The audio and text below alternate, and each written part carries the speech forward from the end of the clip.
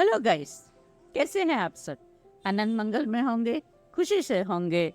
अत्र कुशलम तत्रास्तु। मैं यहाँ पर कुशल हूँ, आप वहाँ पर कुशल होंगे।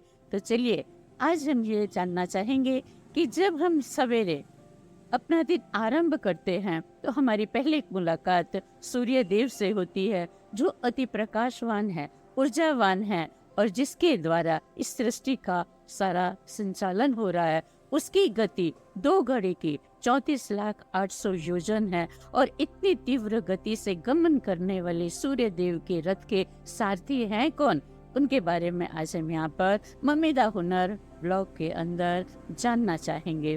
तो चलिए मेरे साथ, परंतु कहीं पर भी स्किप मत कीजिए, अर्थात मुझे छोड़कर मत जाइए, मेरे साथ बने रहिए अंत तक।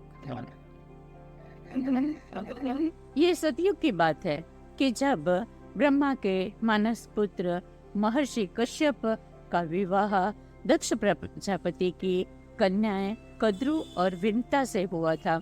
एक बार महर्षि प्रसन्न हुए और उन्होंने अपनी पत्नियों से कहा कि आप अपनी कोई भी इच्छा पूर्ति के लिए वरदान मांग सकती हैं।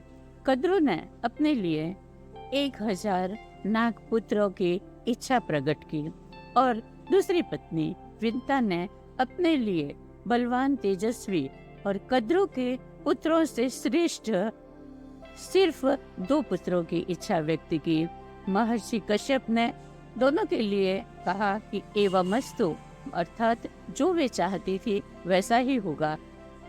कश्यप ऋषि वरदान देकर साधना के लिए वन गमन की तरफ निकल दिए और दासियों से कहा कि गर्म बर्तनों में कद्रु के 1000 अंडे और विंता के 2 अंडों को सुरक्षित रखा जाए। ऋषि पत्नियों को भी यह सूचना दी गई कि वे इनका जतन अच्छी तरह से करें। एक अवधि के बाद कद्रु के 1000 नागपुत्र तेजस्वी, बलशाली और श्रेष्ठ पुत्र के रूप में अंडों से बाहर निकल आए।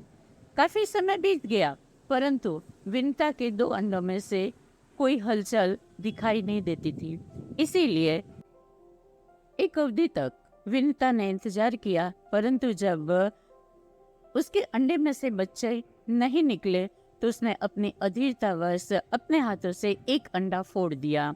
उसमें से जो शिशु निकला उसका आधा शरीर पुष्ट था, किंतु निचला हिस्सा जो था वह कच्चा था, वह पूरी तरह से विकसित नहीं हो पाया था। इसीलिए नवजात शिशु ने क्रोधित होकर माता को शाप दिया कि माँ, तूने लोभवश मेरा जन्म समय से पूर्व करा दिया, इसलिए अब तुझे तेरी सौत का दासित्व जो है वह स्वीकार करना पड़ेगा।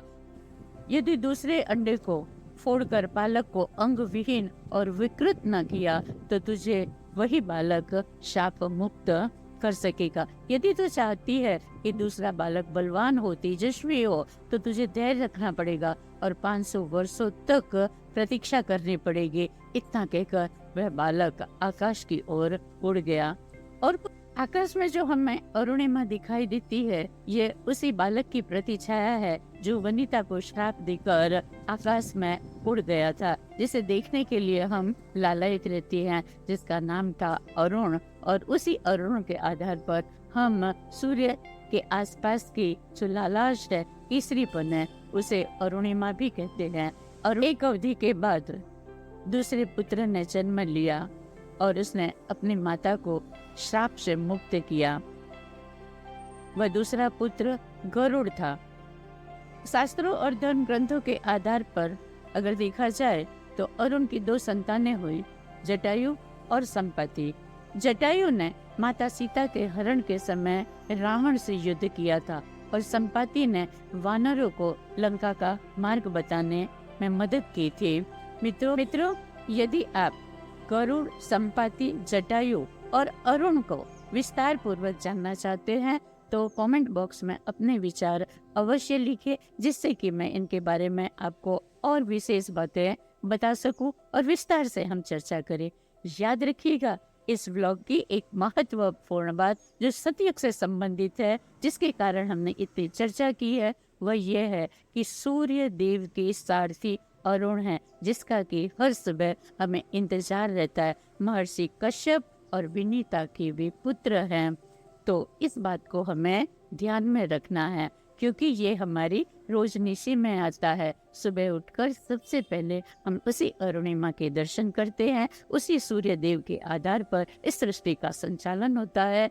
तो ये एक महत्वपूर्ण बात है जो हमारे ग्रंथों, शास्त्रों और पुराणों में हमें प्राप्त होती है।